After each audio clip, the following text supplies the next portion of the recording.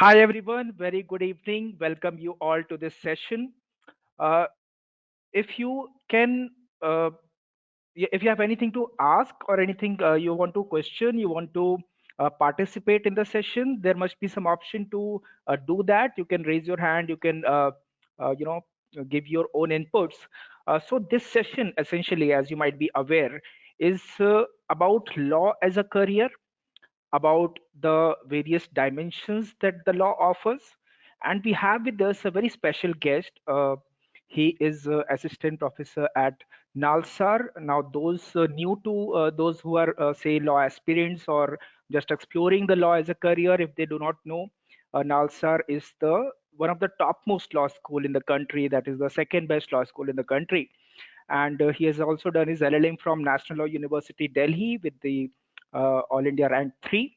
Uh, he will be joining as a PhD scholar in the that in Frankfurt, Germany, in legal history and legal theory.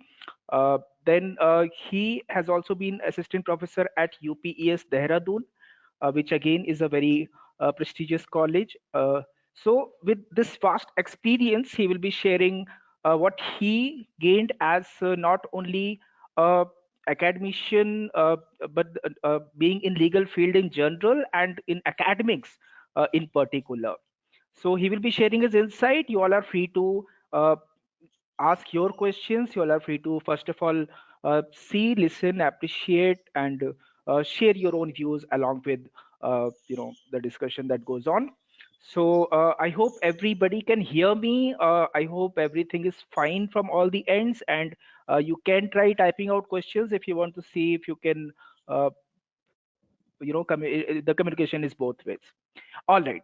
Welcome, Mr. Prakhar. Thank you so much for taking out time and agreeing to share your experiences.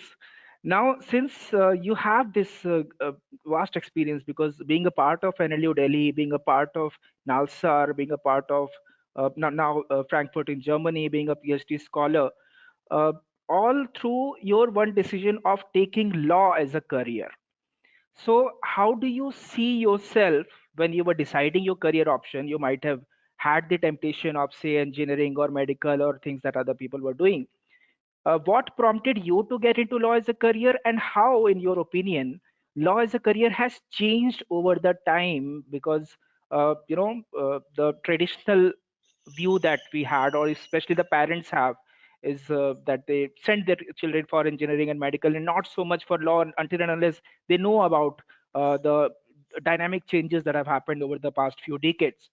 So, about what came to your mind, and in general, what do you see law as a career in present time?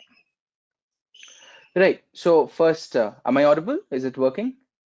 For me, you are. But I've not received any reply from the Great. attendees. If any of the attendee can just say hi, hello, that it will be better to see whether I can. It's both ways. But anyway, Is Prakash my sir, you can continue. is my webcam working, right? No, I Everything's think working. no. I think your webcam got minimized. It's just me on the. Yeah, now it's fine. Now it's fine. Right. Perfect. Perfect. Right. So I would like to first thank all of you for welcoming me and inviting me for this talk.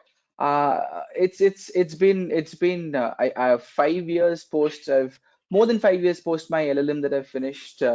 I have commenced on a journey of pursuing academia, legal academia specifically.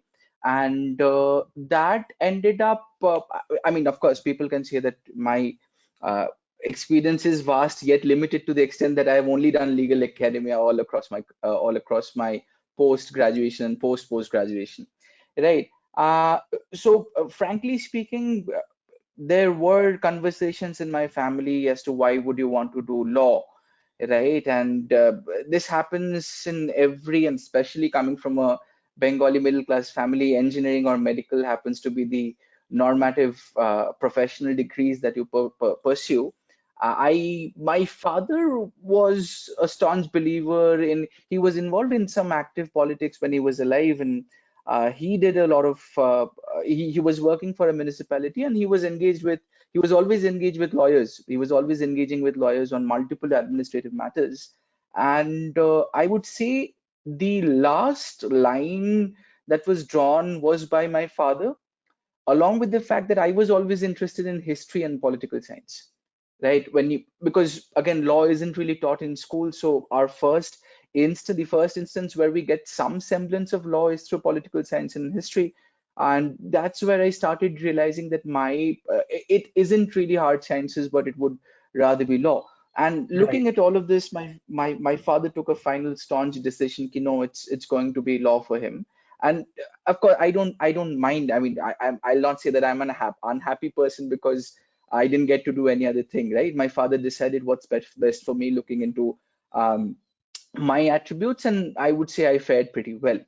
uh, I would, with regards to when we did law and when and what has happened to law now, I think I would. There are two, three ways of looking at it, right? So from a very from let's start with my experience as a person who has made a successful transition from a traditional law school to a national law school, right? So if you look at my graduation record, my graduation track record isn't very fancy, which many of my colleagues or many of my contemporaries would boast of, right? Right. Yet I'm here at NALSAR teaching, and I think to some extent, of course, to a large extent, my NLU Delhi degree did the trick, right? It was one master's. After that, I cleared UGC NETs, as a result of which my NALSAR dreams became possible. And also, I had the support of so many other people who believed in me. But from the time, how do I put it? In our time, it is easier to make this transition, right? Right. If you go a couple of years back, you would find that NLUs were closed knit circles where very few people from non-NLU background could penetrate, True. right? And that was also to some extent true about the profession. From where you did your degree, determine which job would you get, determine which seniors chamber would you get inside, right? And that would determine the Right. kind of cases, and that would determine your career progression, Right. right? I believe in today's day and age, law as a career option, it was always democratic. Let's be very honest. I mean, if you look into True. the True. other professional courses, if a degree from XYZ college and a degree from NLSIU would entitle you to practice in front of the court. I'm not True. saying both are same. Of course, there are qualitative differences. No one can deny the fact that you're comparing oranges and oranges, but at the end of the day, they are oranges, right? However, One can be however, a if you can allow me, a very crucial point came to mm, my mind. When you say that law has always been democratic, however, if I can use the word nepotism, don't you think plays a very important part as far as litigation is concerned? Because technically everybody is allowed to study law and practice law, but if you are sitting in a chamber and you are not getting clients and you are struggling so it does not make sense and does not make it lucrative. And at the end of the day, the people whose fathers had an established practice, they so that was the image earlier. That has been changed with the emergence of new law firms, so that hire on the basis of talent, that hire on the basis of, and offers very lucrative salaries. So by the time you are 23 years of age, 24 years of age, you are earning like 19 lakh, 20 lakh, 24 people lakh per annum people package. become people become law firm partners by 35. A Exactly. partner earns in crores. I Exactly. mean, I am here earning nothing in comparison to what partners do. But those are that's a part of a separate debate and discussion. But the point is, when it comes to the question of nepotism, I think me being a first generation lawyer, I'll always have two counters to it. A, is it wrong for a father or a mother to think that their children would pursue their profession? It's not wrong. I'm Definitely a not. first generation, not wrong, right? That's one. Two, with the way the profession has proliferated, there are opportunities for all, right? It is not true that a big lawyer's son will not fail in winning a case. They can also lose cases, right? And it is Right. also true that a person who knows the law, has the ability to attract clients, will eventually attract clients, right? So my understanding, or because I mean I devoted around my because it was a traditional law university background, I devoted for my fourth fifth year to chamber practice, right? And I agree with you. My father passed away in my fifth year, and soon after that, a lot of things changed. I get it. I To some extent I wouldn't disagree with you, But to say that nepotism would determine the extent to which you can pursue this as a career, I would disagree on that. Exactly my point, and that is why I wanted to put across, so those who are interested in litigation to not be, take it as an excuse that since I do not have a law background, that is something beyond my reach. There are people doing really great and successful in litigation as well. Even if you're, say not from you're from a non-NLU college, from a traditional college, so litigation always is a great option to pursue. Now, can you also talk about other options? Say, for example, a judiciary, for example, right after college you become a magistrate, you become a judge, which itself is a very respectable job. And mostly I've seen people from national law universities, like most of my batchmates are judges. Most of the people from top NLUs or from universities like Banaras Hindu University, they end up, they have that atmosphere and they have that striving to get into judiciary services of various states. So how do you think about that? Is that say better than a law firm corporate job because there is more respect and societal power and things like that? How do you say that? But again, two sides of the same coin, right? So for a person who would want to explore multiple worldviews, right, would want their lives not to be limited. They could, again, limited. Again, these are also sentences and words which can have so many meaning.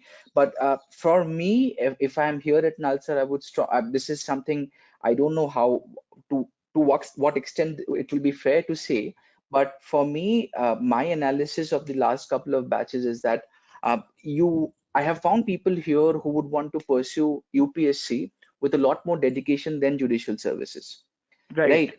Because in the top tier NLUs, there is this bias against going into judiciary, lower judiciary, not the higher judiciary. Not the So the bias, but the obvious outcome of what you have been studying for 5 years, which will be useful in the study. to some extent that's true because their knowledge in corporate law is great, but their knowledge in CRPC and CPC is not that good, which you That's also need in judicial that's also services, right? that's also Right. So there, as a career option, if you look at your career through the lens of long-term security and stability, and I put this on record, nothing beats the Indian judicial services. okay. Nothing, nothing. Not a single person can come in and say that I'll give you this, and this is what I'll pay you, and take that away from the Indian judicial services. I Security agree. and I stability. totally Of agree. course, there's a lot of other equations, right? I'm not getting into all of that. Every Right. profession has its risks, but if you look into career focused on security and stability, Indian judicial services can never be beaten. Absolutely. Now, I will take this opportunity to tell my attendees that even UPSC, if you are aiming for, of course, you can get into UPSC through any stream, be it engineering, medical, whatever. But law, especially 5 year integrated BA LLB from maybe a good university, a top national university, facilitates that too, in a sense that in a BA LLB, you study subjects like sociology, history, English, Yes. psychology that are helpful in your general studies paper.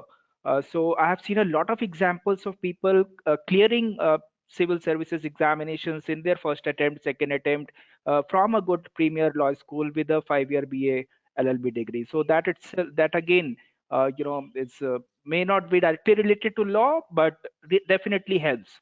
So we talked about litigation as a career. We talked about judiciary as a career. We touched upon UPSC as a career. We also talked about law firms as a career, which again, uh, uh, you know, can we also talk about in-house counsel, or every company needs lawyers? It's not every Right, company right. requires lawyers. So do you think that if there is a student who is from an NLU and a student who is from a non-NLU, if both of them are sending their CV to say a Big Four, uh, uh, I mean, obviously there will be some filtration at the initial stage itself. The other person might not even get the chance to appear for the interview. So, does this mean that if you do not end up making into CLAT or ELATE or say even SLAT or MHCT or LSAT, what are your chances of succeeding as a lawyer? Right. Okay, great. So this is a good question because I myself have gone through this phase where I have been teaching labor laws here. And when I have had the opportunity of exploring with, I've interned with AZB while teaching as an assistant professor, because I wanted to see For those what who do not know, EZB is one of the tier one law firm that is really, really good law firm. Once you will get into law firms, you will hear names like Amarchand Mangaldas, Luthra and Luthra, Trilegal, AZB. These are like the, you know, Tatas and Birlas of the law school top circle. of the pyramid, top Right, of the pyramid. Right. So what happened is last November, December, I was interning with AZB, and I wanted to make this transition myself where I move away from academia since I was doing employment laws. Employment law happens to have a lot of pull when it comes to getting into in-house counsels and law firm associates. Right. But unfortunately, I did not. I could not make it. I'll be very honest about it. There were a lot of other factors at play, but I could not make it. Uh, an objective truth, I could not make it. But my experience from all of it was the fact that there is a definitive edge, right? There is a definitive edge which an NLU background gives you, right? A specialization in intellectual property, a specialization in employment, a specialization in corporate laws from NLS, NALSAR, GNLU, NLU, Bhopal, it definitely sets you apart.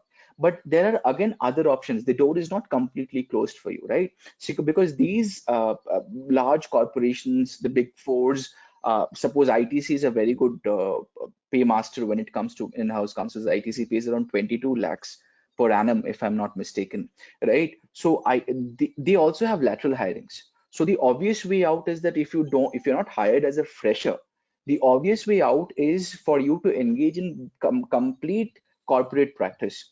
Involve yourself with a senior. I understand that many doors might not be open for you because you don't have the pedigree, but that's okay. You build your own pedigree.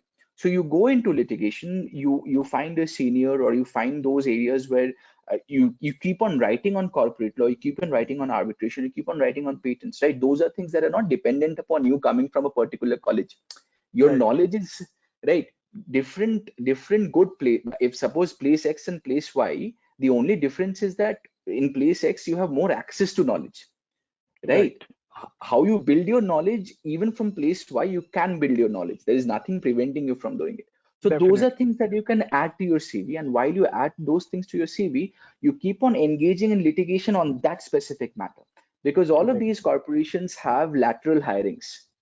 So right, after 5 years of practice, you can get absorbed into the system. right. All right. One more question. See, there are few institutes. See, for example, those are non-NLU but are really good institute. One example I'll give is Jindal Global Law School in Sonipat, Versus or Pune. yes, no, I have a different point here. Jindal Global Law School, and Mm, another school I wanted to name was this BITS Mumbai that has opened recently. mm, mm, mm, Now, mm, mm. these two institutes, they charge fees like 10 lakh per annum, more than 9.5 lakh per annum. Is it worth it in Indian market to spend say 45 lakh, 50 lakh rupees for 5-year course and then come out? Uh, is there ROI? Is this a sensible decision? Okay. I come from a middle class family, right? I come from a Bengali middle class family, and I'll stick my answer. I'll stick my neck out, and I'll say that this question possibly bothers the most of all the middle class parents, right? Because if you're from that section of the society which can thrive on scholarships, you would get scholarships, right? And if you're from that section of the society whose parents have already amassed a lot of capital, you wouldn't have to bother. The problem comes to middle class people, right? And since I am from the middle class, my parents faced the same conditions, questions when it came to putting me through a regular college in Bengal and not putting me through a very good private university, which would charge a hefty sum, right? I would outrightly say no. My opinion, if you're not getting into, suppose, a national law university, my opinion would be do not invest in a degree that costs 10 lakh rupees when you can do the same in maybe one fourth of the price. My opinion would be that. Why would be my opinion that? Because if you look into a university teaching, recently I was looking into one of the videos by Sudhir Krishnaswamy. University teaching basically engages on the very first principles. We don't teach you We don't give you tools to practice. We don't teach you drafting. Let's be very honest about it. That's why the worst professors of procedural law are professors of procedural law. You need a lawyer to come in and teach you procedural law. You cannot, no professor can teach any procedural law. Let's be very honest about it, right? Absolutely, So, absolutely. right, I'm a professor. I know the limitations of my, I should be the first one to tell you the limitations of my profession, right? I can teach Right, you the first principles, right? And those are things that if you are dedicated enough for your craft, you would go back and learn them anyway. You would have to learn them anyway, right? Just because you don't get into college X and Y doesn't mean that your passion for the discipline goes away, exactly. right? So I wouldn't suggest investing that sum of money, right? Suppose Jindal offers you placement.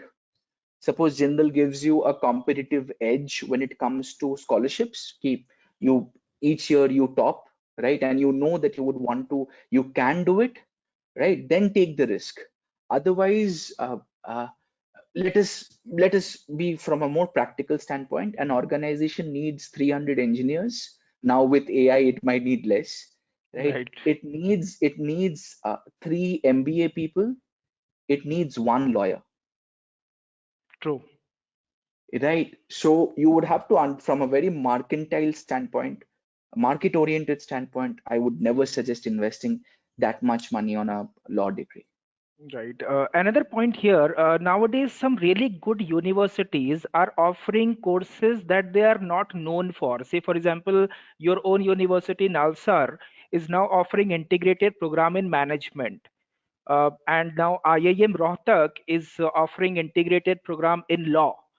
So sometimes students ask us, is it worth it? Because of course there is brand value, infrastructure, faculty, everything is great, but it is not known for that. It's like asking Sachin Tendulkar to sing. So how do you see that? Is it worth going to Nalsar for IPM or worth going to IIM for law? Uh, Let us rephrase the question because there is a question of bias here. Is it worth going to NLU to do a different degree? Let's not bring NALSAR here. Although I Okay, am okay, from okay, NALSAR, right? okay. So my question would be limited through the lens that I am a professor, professional Right. slash professional, and I'm trying to answer the question. I'm not imputing anything on NALSAR Yes, yes, or yes, IIM Rohtak, right? So yes. uh, see, it's always uh, no, it is not. Let us be honest about it. It is not Okay. worth it. It is not worth it, right? It is not worth it. Do I say that people are from here are not getting placed? They are getting very good placements, right? So our IPM track record has been extremely good when it comes to placements. But if placements is the only criteria as to why would you want to do a degree, right? If job and earning money is the only criteria, then okay, great. You would earn money, you would have a job. As a matter of fact, there's this unique case of a girl.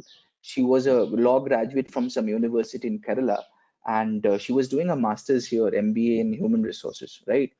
And so the company came, I think ICICI Bank came in and they saw both of her degrees and they said that we have a better position for you. They created a position specifically for her and they took her on a 12 LPA, which is far lesser than what any law firm law graduate would get. But that Right. also opportunity came up. From that narrow perspective, NALSAR MBA has a great opportunity of getting you jobs, right? But is it worth it? Again, worth would include all so many other things. No, I would say no. Okay. Now, let's talk about academics as a career because Hmm, hmm, hmm. usually people think that this is the backup option in the sense that okay, I'll try for companies, I'll write civil services, I'll try everything. Otherwise, I'll end up teaching because since I've been preparing for so many competitive examinations, I have this knowledge. I can get into this field, which seems easy. But academics like personally me and some people that I know who fear to enter into that, it has the same logic as say for an mbbs, which requires a mbbs, then an md, then a lot of other things just to finally be able to get into the uh, top level of that. So you clear UGC net, then you get become an assistant professor, then you also do a PhD, then you uh, you know uh, so many publications, research papers. So how do you think if suppose if some person is not so much inclined about academics, that is to say, does not want to study as much, but wants to loves teaching, is passionate about teaching, but does not want to write research papers, does not have publications. Is it just, I just wanted to know your viewpoint, because since you have been at the, at the topmost level of this field, being a PhD scholar from Frankfurt, Germany, being having cleared UGC net, have being assistant professor at second best law school in the country, being assistant professor at UPS, which again is a very good university. How has your experience been as an academician, and did you ever feel that was this your first choice, or was this a choice that came later in your life? Okay, so there are two parts to this question. One would be more objective, and the other one is subjective, right? So, with Right, regards to let me just get rid of my reasons for coming into academia. I always wanted to appear CLAT for the PSUs, right? Um, Honesty is a quality which I boast, and it's too much of honesty sometimes. But uh, I always wanted to. Let's be very honest about it. But right, my interaction with Professor MP Singh, Professor Neeraj Kumar, like the stalwarts, these are people right. whom you have heard of, right? At NLU Exactly, Delhi, that exactly. changed my worldview. Academics is not the last resort; it is a viable option. Uh, for me back then, it was like I would want to do this, right? It's not an option, right? And I was going over LinkedIn a couple of days back. I think Punjab University came out with vacancies for ad hoc professors, and they were paying assistant professors, and they were paying 22,000. That side is also true, right? That side is also true. But on the other hand, uh, let me just put it this way: if you love your free time, if you love the fact that you don't have to go back home at 10 p.m., 1 a.m., 2, 2 a.m., right? If you love that, if you want to have a family life, and if you want to have, again, I'm not saying that I'm completely free and the system doesn't have flaws, right? It does. But if you love those things, if those are the attributes which makes you happy in life, I think this is the place for you to be. Right, Not all academic institutions will provide you that. Let's be very honest. My right. experience at UPS was quite contrary, right? Okay, But when it comes to NALSAR, NLS, NLU Delhi, it's you would I don't know how much you would agree to it. It's basically 6 to 8 hours a work week. In okay, entire week, you just have 6 to 8 hours of work, okay. right? You don't have to report to the university. You just take your Right, classes and go back. Of course, if there are other responsibilities, you have to go back. So, right, from a personal standpoint, that has been my experience. From an right, objective standpoint, academics as a career is it challenges you. It challenges you because me coming from a non-national law university background, right? I was strongly desiring and tooth and nail to get a foreign degree, right? Because the way the Indian academic market is shaping, you would need a foreign degree to survive in the next 10 years. So my application for Max Planck Institute in Frankfurt, Germany, when it came to me, when it was accepted, I somehow sighed a relief, ki boss, now I have the symbols of pedigree and a symbol of excellence. So two ways. A, you can lead a life without publications and not studying much, right? But and you can reach the top of the mountain, right? But that mountain would be a smaller mountain in comparison to the other mountain, right? Where you could go to Oxford on a full scholarship, do your masters, do your PhD, do your postdoc, see the world on funding by different institutes. You don't have to spend a single penny. My PhD is fully funded. I'm paid around 2,700 euros a month. That's a lot of money, right? And that's also there, right? So if a person who doesn't want to study, 90% of people in academics, and specifically law academics, are people who have always thought of this as a backup career, right? This is the flaw with the system, right? You appear for all exams, and then when you clear one, you say, I wanted to be that, right? So you clear net, and the next moment is on LinkedIn, you have a post saying that I'm elated to be an assistant professor. And then right, you take leaves and go and appear for judicial services. That's the flaw of the system. I'm not getting into that. But there are different mountains, and those mountains at the top, they'll give you different views. It depends upon which view you want to see. Right. Okay, let's take the discussion again to very basic level, because there are Hmm, many attendees who are excited about CLAT and NLUs and hmm, things like that. So, like, there is hmm. one question I can see here. There's this question. It says that, is it worth to become a lawyer? Because as per the information I received, most of the lawyers are struggling to get a job. Now, should I say something, or would you like to elaborate?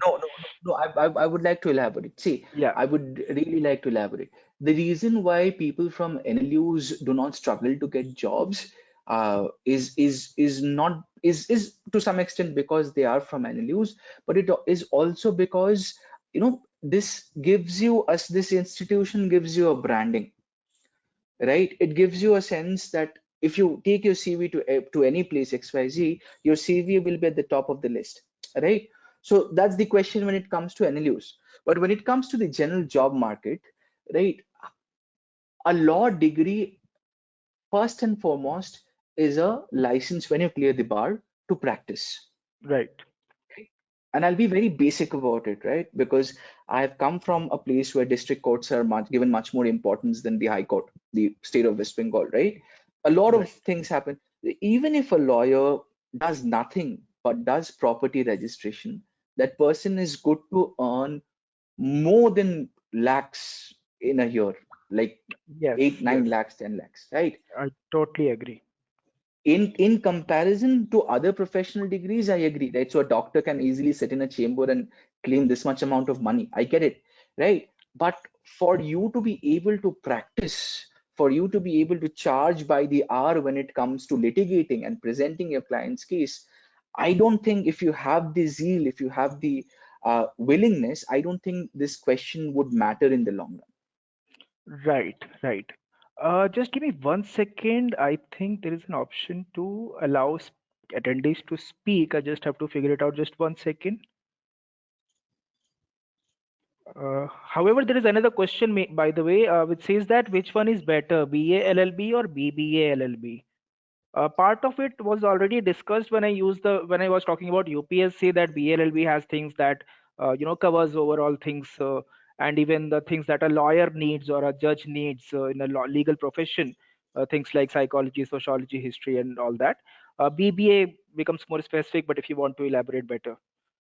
No, in terms of what in this trend, this entire trend of starting off with BBLB comes up from places. See, again, the entire idea of a 5-year integrated program has a specific objective in mind, right? So we create socially relevant lawyers, right? How socially relevant is a corporate lawyer is a different debate. But our syllabus is structured in a manner where we infuse a student with trying to understand and comprehend the greater niceties of what happens around them, right? A BBA LLB necessarily limits you to certain very specific dimensions of the society. I'm talking like an academician here, but Yeah. a BBA LLB would definitely limit you to very certain specific aspects of the corporate life, right? On the other hand, if you do BA LLB, I think, and when you're doing corp law, you'll do corp law in BA LLB. I don't see that to be limiting you. I see that to be enriching you much more than a regular BBA LLB, which is again, how do I put it? That I'm trying to be very neutral, but I somehow feel that this entire idea of having a BBA LLB was proliferated by the private universities to attract people, right? Right. Right. So for me, a That's BLLB would true. have, which have will have much more credence and credibility than a That's true. BBLLB. That's true. That's true. Now, so essentially, we talked about some mainstream career options, that is litigation, law firms, judiciary, even we brought in UPSC and MNCs. Now, what about other, like, say, for example, in my batch, of course, university claims there is 100% placement, but that 100% is are the people who willingly Wanted sat to. for the placement, Yes. and of course, there were people who went abroad for higher studies. Then there were people who maybe did not make it to the interview, but sometimes that figure and data is not included in the final report. Uh, but there is also this concept of LPOs. If you if you want to talk Mm-hmm. about that. Like people think from national universities it's inferior to say join an LPO, but what would you say about that? My question is not on the inferiority of it. My objection with regards to LPOs is regards to the nature of work, right? So if you talk about Quizlex, if you talk about the classic, the again, they have their own mountain and they're the top of it, right? You basically OSC and this Pangea are some of the decent ones. yes, and you don't develop the necessary skills which will help you to diversify, Right, because right, after a point of time you would not want to be there, right? At right, the end of the day, it's a desk, and in front of the desk you're maybe drafting contracts for an American firm, or you're reviewing contracts for an American firm. Is that the kind of work that you would want to do for the rest of your life? Right? right, If you remove all that questions, and for me, I hope our interactions have been honest enough to know that if I'm saying something, I believe in it. So for right, me, the question of inferiority never comes. right. That's created Uh, by some uh, people who knows. Now, if I But can like reword my thing, what I mm, wanted was that when you are in, say, fourth year of your college and all your batchmates are mm, getting placed and you are not getting placed, you are rejected by, say, tier one law firms, tier two law firms, mm, and then you say that, okay, LPO has come to your campus and you apply for that and you get that job. Not for the long term that I want to do this for the rest of my life, but just for the sake of getting a job that, okay, yes, I am also placed. So that is the from that mentality I was. limited from that limit so no, I was not disagree, I was not hinting at you, I was agreeing with what you're saying, right? Right, There is a sense of inferiority that operates, but my question would be, if from a limited sense of the term, would you want to do this for the rest of your life, right? And automatically the question will be no, because there is very little scope for skill diversification. right, Law schools don't teach you skills. We teach you fundamental principles. And then when you go into the market, if you don't learn skills, when would you learn them? right. Absolutely right. Now, then, if we talk about other areas, like most of my batchmates, and I know several people from NLUs and also other law schools, they also get associated with some NGOs or some Hmm, institutions hmm, like hmm. IPAC. IPAC, if you know, that's a politically active institute. We know So, we are from Bengal. We know very well. yeah, of course, of course, of course. Right. So uh, this might or might not have much to do with law, but there has been recently a huge inclination and also huge packages and salary and lucrative career as well. So why do you think that a law student is going in that direction, and how does it Okay, so I think if you look at it from a different perspective, if you go to the US, you would possibly, even in India, I think Jindal is offering now, you would want to have to do a MA in administration or a MA in social work, right? So you get right, into the top institutions and NGOs which run with a, so they're basically corporates on a no profit, no loss basis, right, right? And when it comes to, I have a couple of juniors who have worked for IPAC. I have a colleague who left NALSAR briefly to work for IPAC, right? Is it a viable career option? Uh,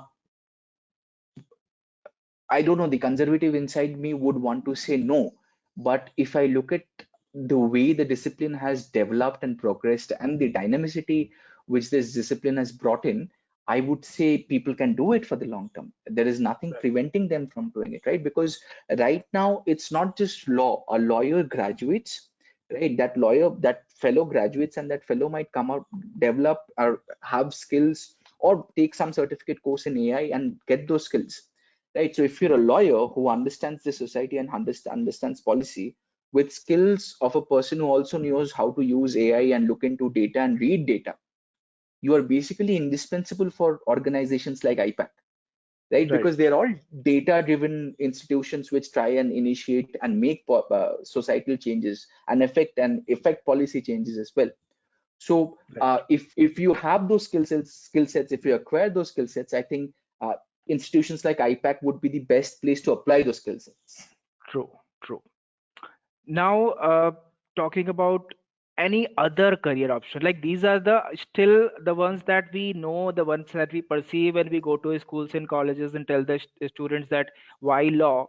But still, honestly speaking, not as a representative of, say, a coaching institute or an academician, honestly speaking, if a student has inclination towards mathematics, physics, and he sees that he asks you IIT or CLAT, will you say that it's the similar thing? I'm not saying same thing, but similar thing, from a student point of view, that why IIT? Of course, he's not passionate about engineering, but he sees that, okay, IIT gives a good salary and good package, and a career is sorted, so to say.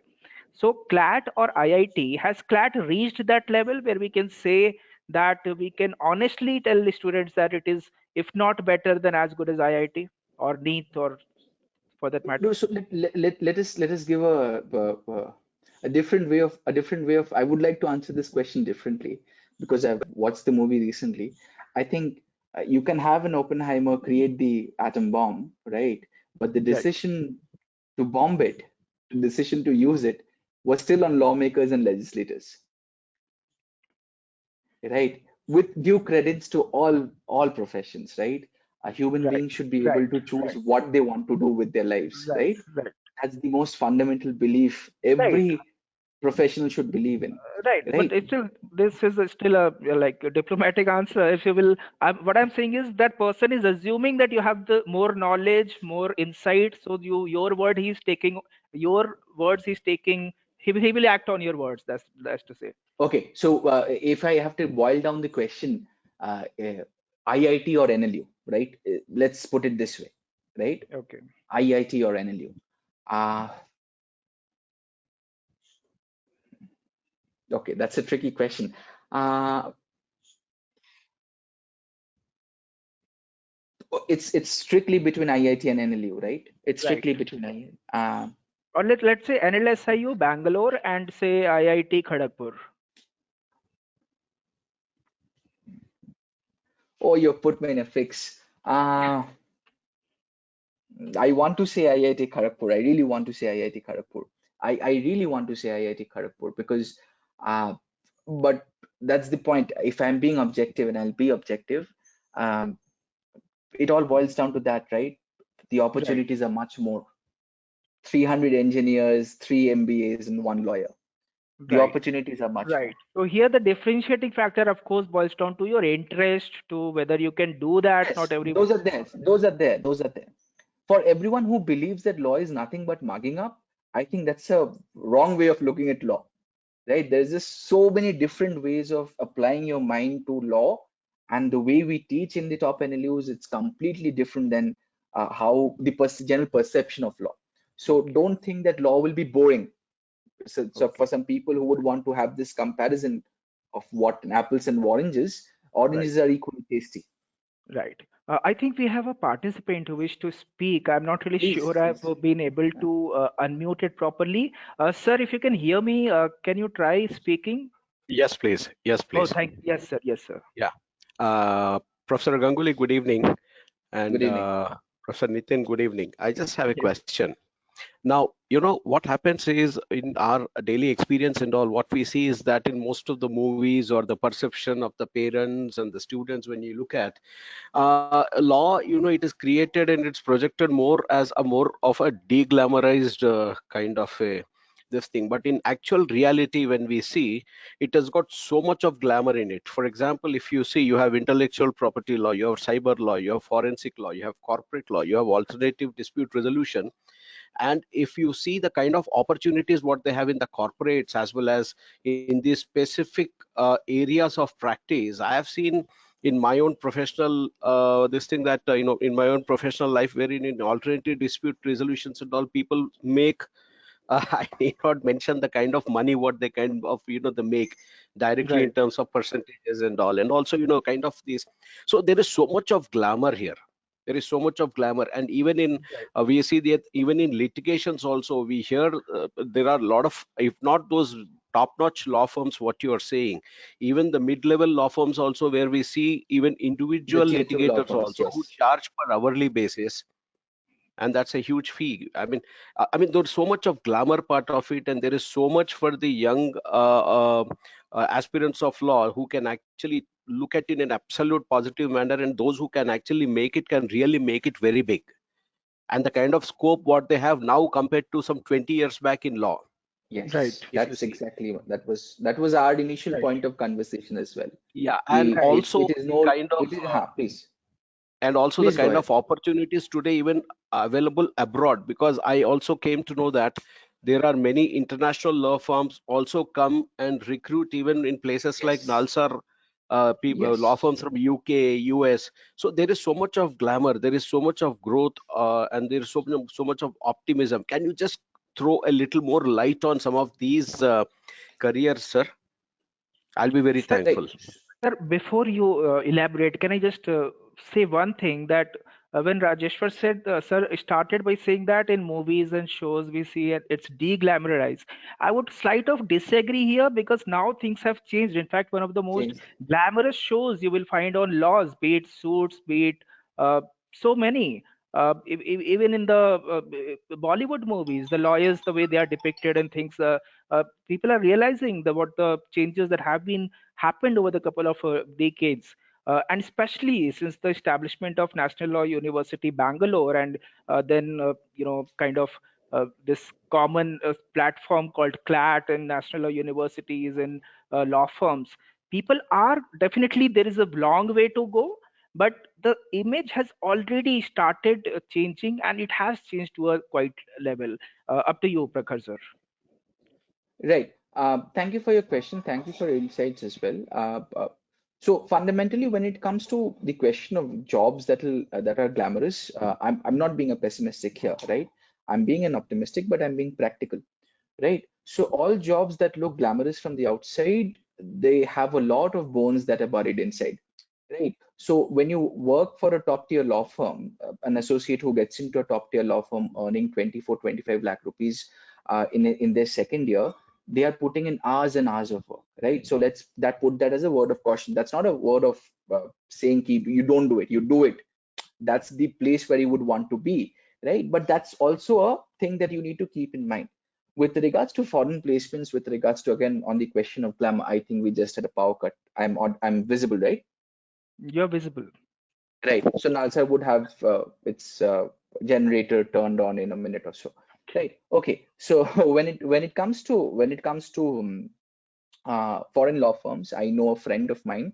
His name is Sandipan Day, and he his rank was 70 in CLAT back in 2010, right? His rank was 70, and he's directly placed after a mere graduate degree with Allen and Overy.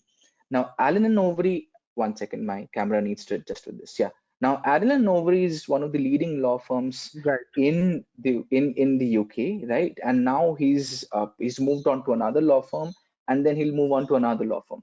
From the 2020 batch, there are 3, 4 people who have got into HSF, Herbert Smith Freehills, right? They are also one Yeah. of the top hirers. Then there is Linklaters, which is also one of the top. They'll always come in and hire 2, 3 people from the top NLUs, and the packages are stupendous, right? It's the first 2 years. There will be a little bit of struggle because they would want to keep your salaries low and test you. And then from the third year, it peaks like anything, and there is no end to that peak. And so, yes, I agree. I completely agree with your observation that foreign law firms coming into India, and I believe it's time because Bar Council of India also now has a law university that Bar Council would ease out the it would relax the rules to the extent where foreign law firms will come in and open their offices, right? And that is also a very good opportunity for so many others. Right. Right. Thank Rajeshwar you sir? so much. Okay. Thank you. Okay, sir. Thank you, sir. So Okay. to sum up Rajesh sir's, yeah, I'll just take 1 minute, 10 seconds, 20 seconds. HSF, Linklaters, and Allen and Overy, they'll always come in and hire. They're one of the best paymasters, and they're also one of those firms where the work-life balance and work culture is far better because they're again European law firms, right? Foreign law firms, they have far better work culture. Indian law firms are gradually adopting. Khaitan is adopting very good, and gradually all the other law firms will follow. Right. So just last question of this session. Hmm. If you can, since you have had the experience of NLUD also, NALSAR also, and in the law, in the young legal circle where there are students, there are young aspirants. So how do you find the crowd? Say, for example, if you interact with say a college which is not non-NLU, or a student who has made it through CLAT and is in NALSAR or in NLU Delhi, do you find any difference in their, say, aspirations, the way they are thinking about, maybe talking about startups, maybe talking about something out of the box, or how do you see that? Or in general, what the environment is like? Or can we Okay, consider so CLAT as a serious paper that really filters out the people with bright minds? Essentially, what I want to know. okay.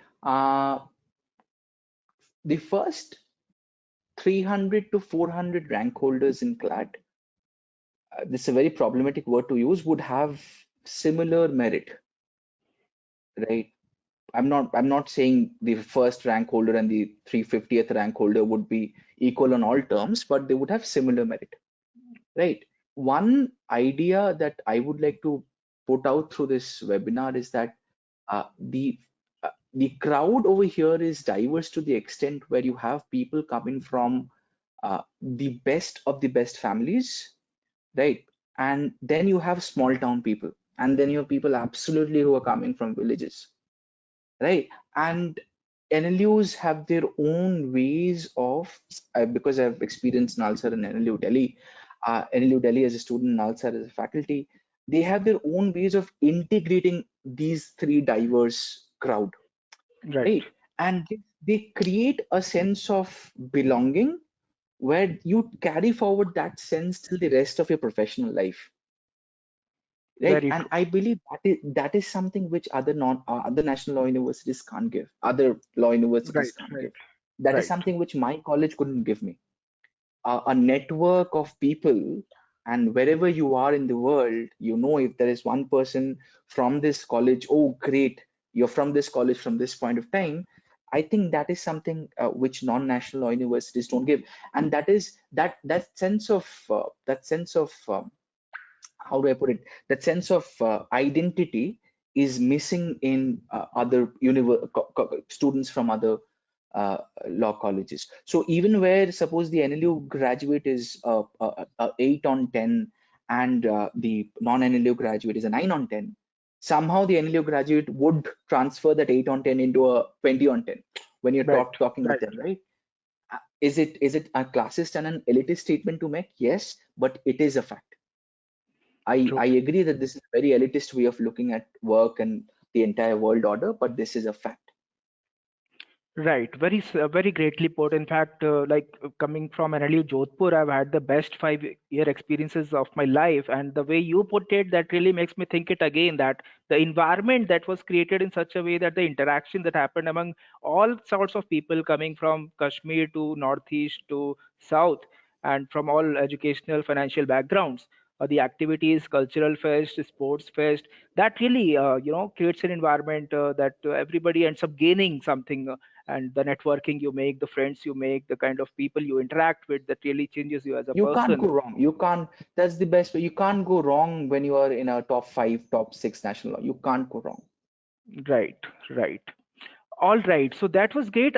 Just before just winding up, if Mhm. any of the attendees have anything else to ask, the last few minutes that we have, feel free to ask, so that we can, conclude the session. Any of Before anyone asks any question, I'll just put in one small addition to my entire, not my entire, specifically with regards to legal. Yeah, if anyone wants to come into academia as a law professor, right, your degree should have one symbol of excellence. It can be a bachelor's, it can be a master's, it can be a PhD, it can be a postdoc, right? But it must have one. In all other areas where you can use your LLB, advocacy, corporate, that might, your LLM, your PhD, it might not matter, right? From where you're doing it, right? But if you want to come into academia, make sure that you have that one symbol of excellence in your CV. I'm talking about this in the long-term sense of, right? When you're looking at things long-term, right? That would open up doors which you would never think of, imagine of knocking down, right? Please, I'm open for questions. Right. Thank you, sir. Any questions, please? I see Hello, more than sir. 100. What's your study plan? Yes, yes, yes. Yes, sir. Go on. So I want to know about your study plans to crack CLAT. Oh, CLAT, my study CLAT plans UG to or CLAT crack. 3G? CLAT UG. Okay. Okay. See, study plans. So, since as a Time Institute, we offer extensive CLAT coaching. We have proper study material, classes, online, offline, recorded, study structure, formula that helps everyone. So, to know more about that, you will have to be part of this. In general, I can say that CLAT is a very easy paper and not a paper that requires a lot of hard work, unlike IIT or NEET or other technical examination. It's like common sense, your logical reasoning, your English language that you already know, current affairs, general knowledge that you already read newspaper, basic level mathematics, class 10th that anyone can do. So it's just a exam that if you are serious about, and but of course it's a competitive exam, so you have to be really good about even the things that comes naturally. So that essentially it. So be part of Time Institute, and we'll to guide you through how to get into an NLU in a structured manner. I was smiling because I thought he's asking that to me, and I was like, yeah, that boat has long passed its prime, so it's no longer.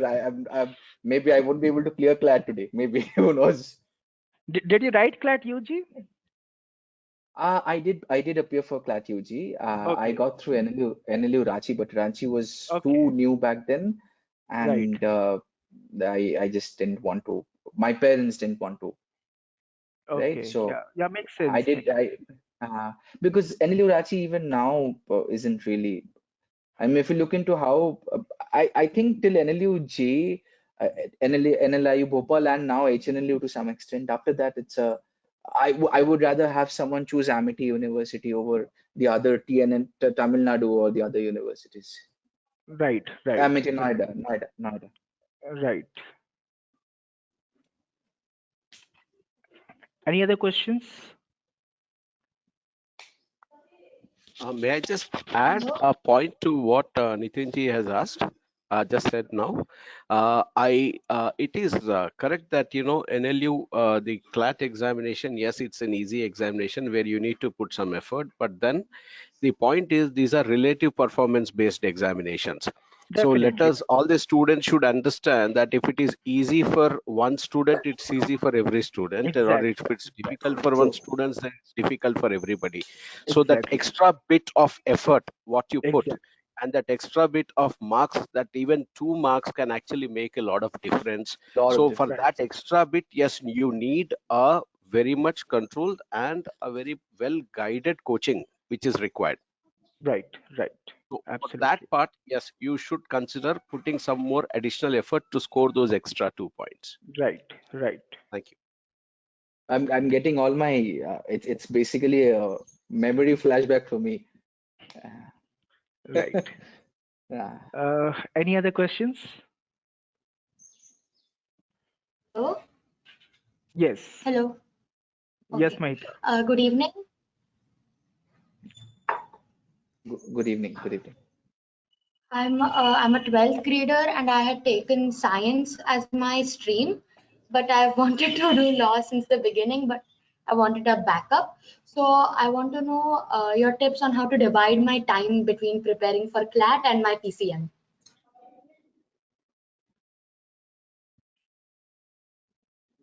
Yes, sir. Oh, should I take that up? Yeah, absolutely, sir. No. Okay, great. So, PCM and you want to appear for CLAT. See,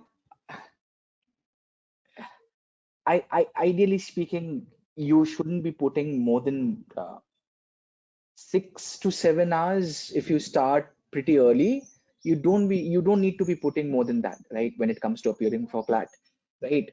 with regards to PCM, if you want to actually appear for all the exams, all the exams, all possible exams, and you want to do them all seriously, then that's a debate which you shouldn't. That's a question that you shouldn't ask me, because I'm kind of a jack of uh, a master of one, not a jack of all, right? So I have always, even now I struggle at doing two things together, right? I've always been that.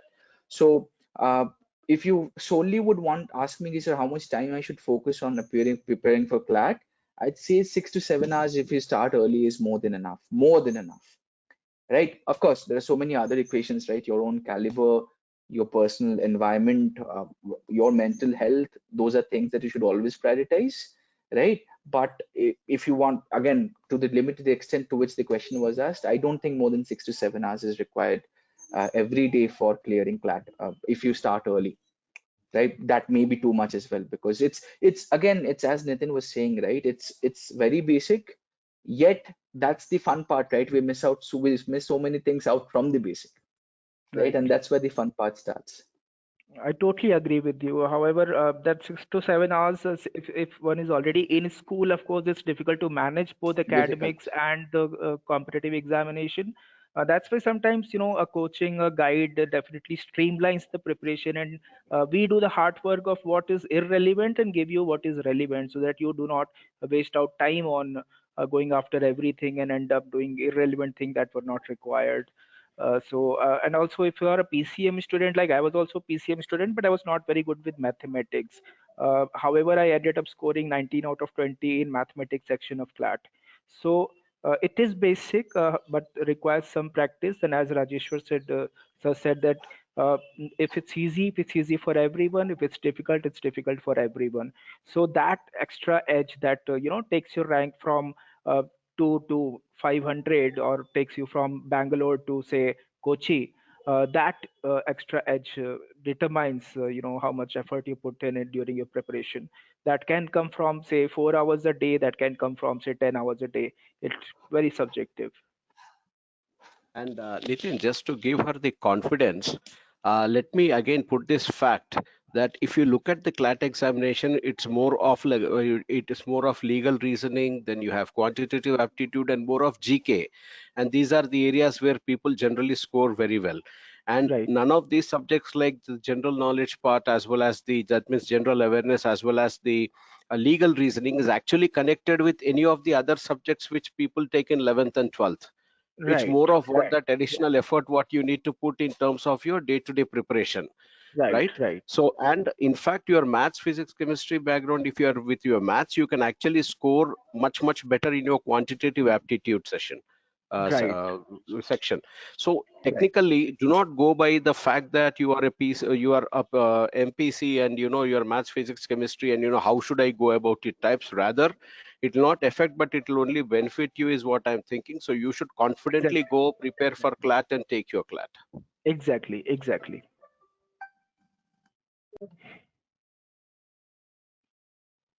Also, what part of the exam is going to be legal reasoning? Like how much a major chunk, right? So out of 120, is it like 30, 35 marks?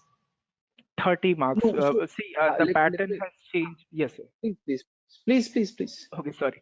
The pattern has You would be changed this better year. equipped to talk about the pattern. So please. Right. So actually, it used to be 150 earlier, but this year, as per the notification, the pattern has changed. Total 120 questions, out of which they have not officially declared what will be the number of questions in each of the section. But going by the percentages, we can assume that there will be 30% of the paper will be 25% of the paper will be legal reasoning. That means 30 questions we are going by. Thank you very much.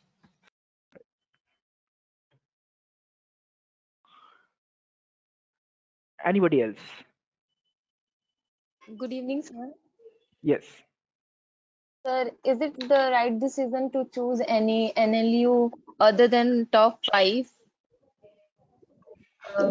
like uh, uh, Okay, for okay, placements, good okay, okay, placements and okay, okay. Um, uh, uh, See, it's okay.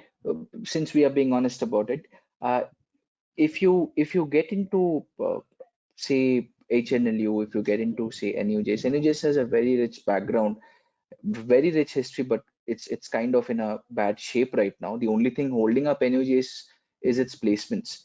And I would always say that if you get into the last lag of the NLUs, and if you get into a say a symbiosis, choose a symbiosis. Again, by symbiosis, I don't mean Hyderabad. I mean symbiosis Pune, right? If you get into, because again, see, I'll tell you, there's this other fun part which no one talks about. Most of the NLUs, they're interestingly situated and located at very remote locations, right? So your options to pursue or learn something else during your LLB, during your LLB is limited by the fact that you can't travel out of Trichy and move to or experience those top law firm cultures. If not top, then the tier two law firms, right? But suppose you're working in Pune, Simbi, you can reach Bombay, right? You can do a 15 days or 1 month internship at the business hub, Right. right? Suppose you have a tier 3 NLU and a tier 2 private university or a tier 1 private university in Delhi. Delhi will give you its own advantages. Why would you go to an NLU that does not have any alum support, that does not have, again, it's true, it's quite true that right now NLS among the NLUs boasts of the best faculties that you can get. So heck, if you have to choose between NALSAR and NLS, there is no debate. It's NLS. Right. Right. Very, It very, always very makes a aptly difference. put. Very It always makes a difference. Yes. However, like if I can just add few more things, like she was more concerned about top five. In my opinion, you are keeping the bracket very low because I would go even if you are Hmm. getting say top 10 or even 12. I would definitely ask you to take a chance because I've seen universities like RGNL Patiala are doing really good and NLU Odisha are doing They're really doing good. good now. Yes. They are doing good now. Knoll is Yes. doing Yes, good now. I So just mentioned that's five. that. I just mentioned five because of the placements and the knowledge which we get in 5 years. It's a huge time, and we want knowledge and all Yes, I get rather it. than But that name that you we will did from No, here. no. you will We get these completely get placements. what you're trying to say. And adding on to what Nitin sir was saying, I think to an extent, because NLUs are so individual driven institutions. So NLUs are basically VC centric institutions, vice chancellors, right? So if you have a good vice chancellor, a lot of things might turn around, Right. right? And that happens at the tier 2 universities. At the tier 1 university, it doesn't matter who your vice chancellor is. True. You have that pedigree, you have that alum support, where irrespective of what, you're getting a job. Right. Right. All right.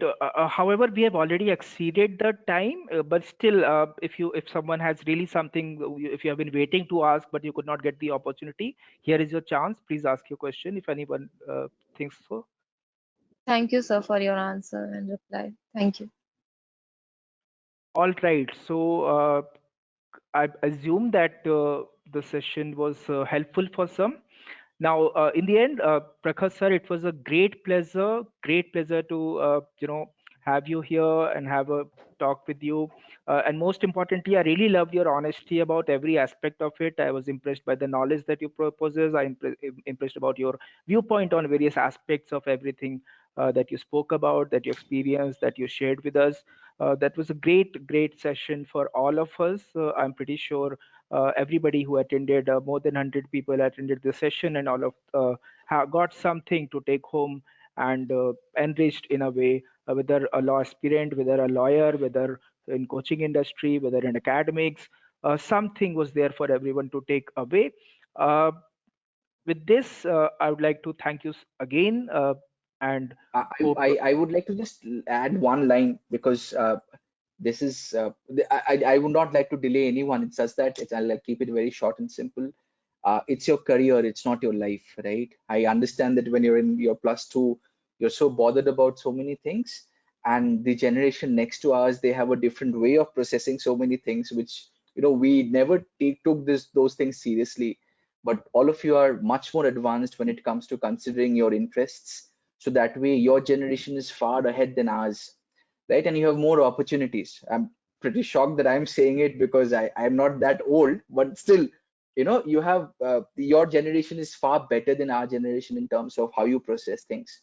A very small instance would be you would solely find out that ragging has been phased out of NLUs entirely, Right. right? And that is because the new generation has stopped taking nonsense, right? And that will eventually, in the long run, affect your work culture as well, right? So your generation is far more well equipped and better ready to face the world. Please go out there and win it. Thank you. Thank you so much, sir. Okay, thank you so Thank you, much, Nikhil, for everyone. the opportunity. Thank Thank you. you. Thank you, sir.